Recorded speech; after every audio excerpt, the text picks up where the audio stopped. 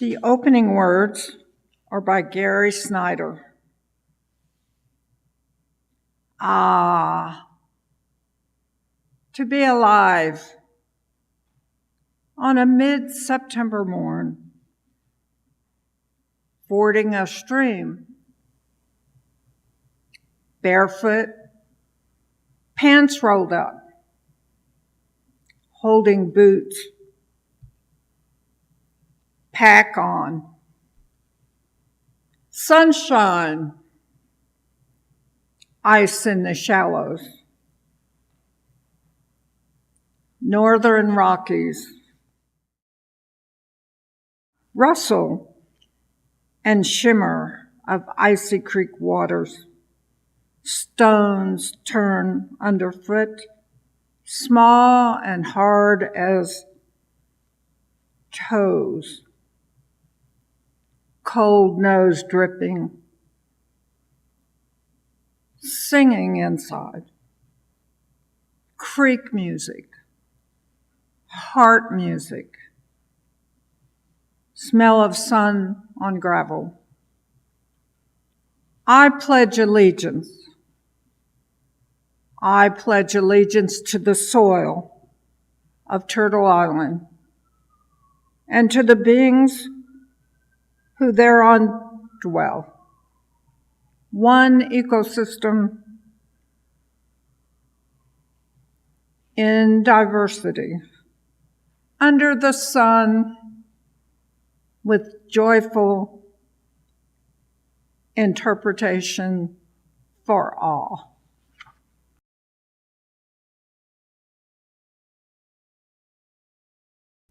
It is my pleasure and my honor to introduce to you my friend, my mentor, my colleague,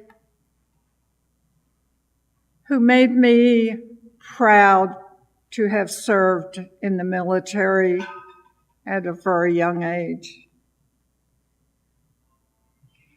She made it real to me, and she made me feel important. I am honored to bring to the lectern and introduce my friend, my very good friend, Bobbye Eachus. Howdy, y'all. I'm Bobbye. Native daughter, native-born Texan.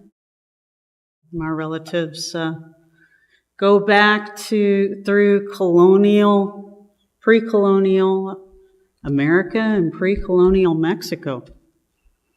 So my people have been here a long time, but they're not royalty. They're common folks. It's all right. It's all right. So I'm going to invite my relatives in the native practice, one of the native practices, but the tribal common thread is that we are visible or we are invisible, but we are. And so we acknowledge those that have gone before, and when we pray, we invite them to join us, because the most intimate exchange is in prayer. So,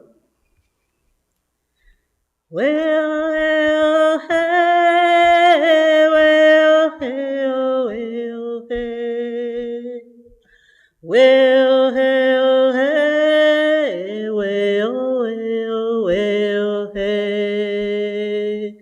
well, hey, well, hey, well,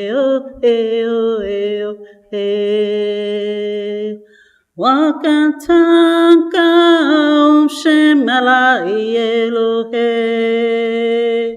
Makakijelo Waniwachi Elohe Shanu Pakile Yuhahoye Wayeloyo Hey.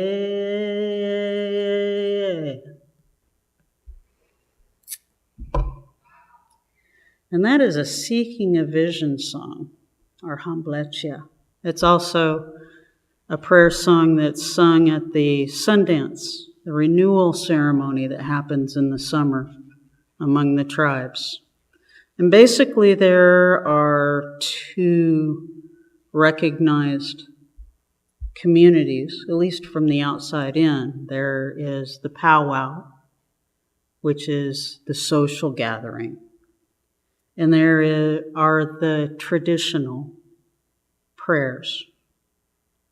And there are 7 sacred ceremonies. And Buffalo Calf Woman brought the pipe and taught the Lakota people how and what to do to be their very best. And what I've learned between being in the 12-step programs, discovering how to be as a human being, how to grow up and not be feral, is that the people that I admire best, that I seek, are the ones that are living by spiritual principles. I get a little freaked out by some of the North Texas pomp and circumstance that can sometimes happen. Because when we're afraid, we're argumentative. And we're insistent. The spiritual principle of unity is really the social celebration of the idea of patriotism. The idea that somehow we all have that thread of common unity, that sense of family in where we live and our commitment to the place and the family and the people, the differences and the delights. We have a rich heritage, 260 years on this piece of land, this vast, amazing, diverse, difficult piece of land. And the traditional ideas that I have learned from my elders are that we don't own the land, or we don't own the earth any more than we own the wind. We're lent this space for a moment, for our family, for us, to learn how to be, to seek and find those spiritual principles that give us life, peace, integrity, tenacity, forgiveness, love, and the desire to move forward. It also directs my attention to those things that are a little difficult to look at, like watching really good friends age out. I'm getting a little closer to the front of the line, so that kind of concerns me. I can be inspired by beautiful words and great songs. Sir Fox-a-Lot, come here, baby. Come here. That's a boy. Sit. Thank you. That's my Ella dog. He likes to say, look at me.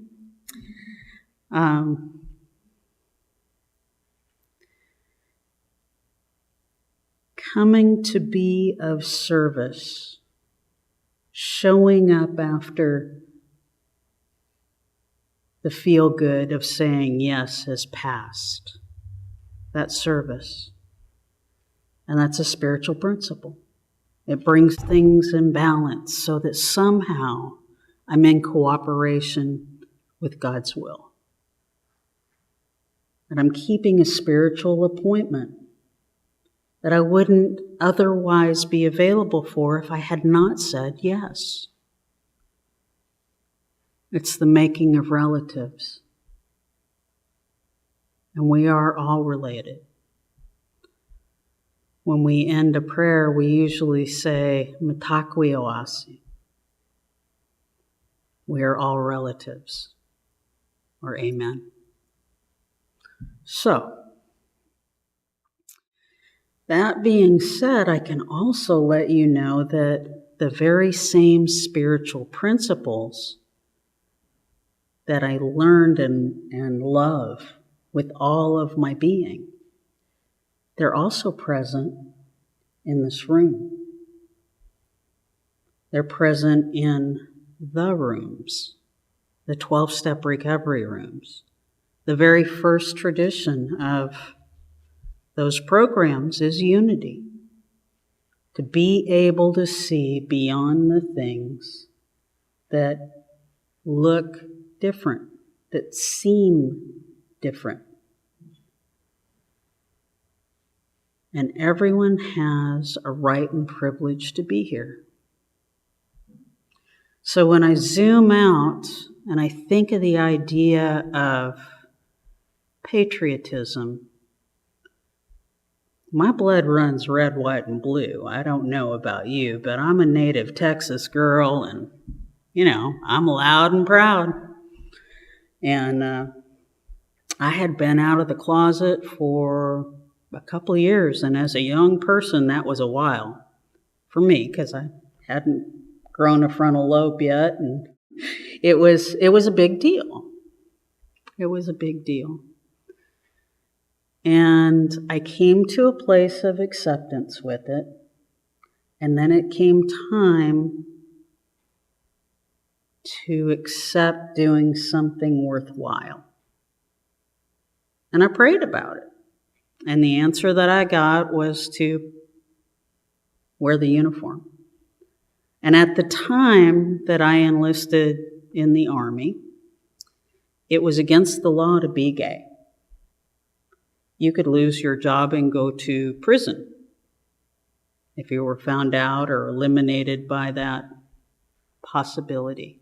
So I went back into the closet to fulfill my birthright to wear the uniform and be of service to my country. And I believe in it. I believe in the things that were presented to me. And Native people serve. Even though, I love although, have you heard that? I like you because. I love you although. And so, in every conflict, we show up. We wear the uniform. We remember our relatives at home, and we do our part. Honestly, it was the best bad decision I ever made. It was difficult, and all of my choices have left indelible impressions on my spirit, and they've challenged me. You've heard people reference those foxhole prayers, those moments where you're just like, dear God, get me out of this. If you get me out of this, thus and so. And one of those foxhole prayers that happened for me was, if you get me out of this, I will come home. And home for this young woman, and I was 25 at the time, was McKinney, Texas, because I had lived there longer than I lived anywhere else. My parents traveled a bit because we come from those families that are touched by alcoholism, and those hurt feelings tend to keep us from prayers and praying together.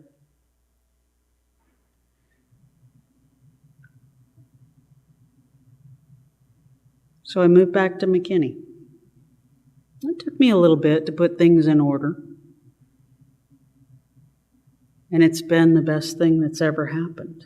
Now, there are just some difficult things that happen when I show up for a spiritual commitment. When I meet God, whether I am asking for help because I'm pitiful, or I'm saying thank you because it's wonderful. All those things work together. They give me that sense of unity, that circle of life And not just the birthing and dying, but the place of family, the laughing over the embarrassing stuff that I would rather not even discuss. And in the Native communities, we laugh about it. We laugh. How many of us have gone camping and had to change our drawers because we didn't make it to the outhouse? You know, and if you do it for 20 years, eventually you're going to have a story like that. And we laugh about figuring out who our mate is. And we laugh about how the children impersonate the big people. And eventually, we heal from the things that hurt us. And we're able to communicate in wisdom what we've learned from those difficult times. Whether it was leaving our car unlocked and it got stolen or.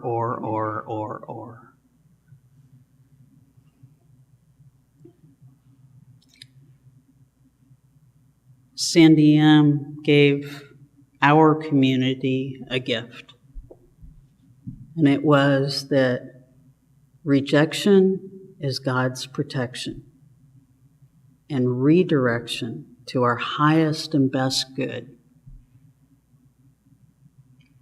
Even a delay is beneficial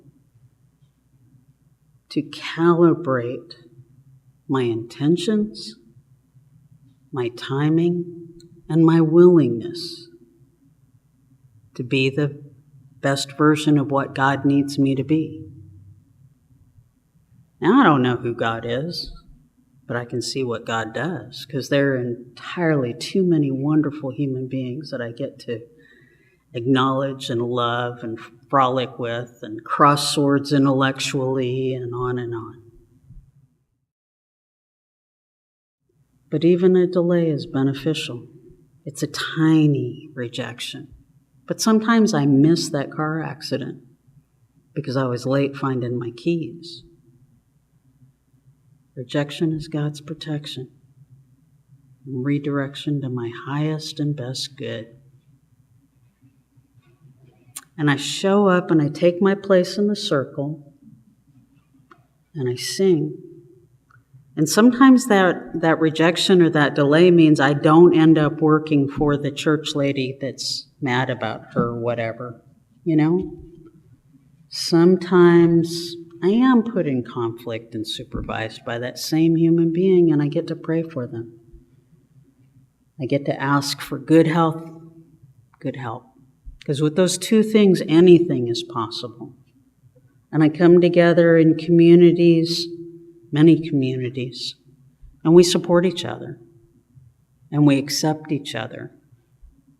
And love comes even if I can't open my fist. Because the deaf show acceptance like this, the open fist. I can receive the blessings and the bounty that you offer. Or I'm willing to discover who you are. When Bobbye asked me if I would come speak on patriotism, I gulp. You know, I have no regrets that I learned warfare to serve you. I am so grateful that those that went before did the same. I stood on the shoulders of giants, and I left it better for those that would follow me. I got out in 93. A lot of things have changed. I was one of the first women to serve in combat support as a soldier. Prior to 1978, they were the Women's Auxiliary Corps. And we took our place. And we were a difficult puzzle piece to play with because military tradition is rather rigid, and that consistency is trusted. Today, there are women that have the physical ability and are able to achieve things that I could not do. I'm a little broken now because I went four-wheeling in a sedan. I was not built for some things, but I did my very best to keep up. And it becomes wisdom when we can chuckle about those really difficult things that happen. And that laughter is what gifts us unity. And unity itself is a spiritual principle. It's a spiritual appointment to meet with our relatives. And it has been my pleasure and my honor to share this Sunday morning with you and to be invited to come back.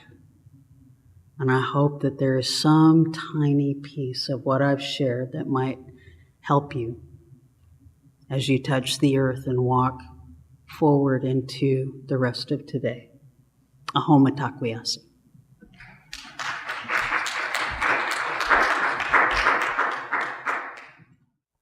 Closing words from John Lewis' Good Trouble speech in 2020. This is an excerpt from Lewis's posthumous essay published in the New York Times. When you see something that is not right, you must say something. You must do something. Democracy is not a state. It is an act. And each generation must do its part to help build what we call the beloved community, a nation and a world society at peace with itself. Ordinary people with extraordinary vision can redeem the world and the soul of America by getting in what I call good trouble, necessary trouble. Voting and participating in the democratic process are key. The vote is the most powerful nonviolent change agent you have in a democratic society. You must use it because it is not guaranteed. You can lose it. You must also study and learn the lessons of history because humanity has been involved in this soul-searching existential struggle for a very long time.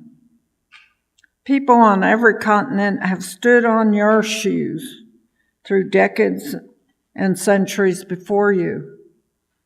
The truth does not change.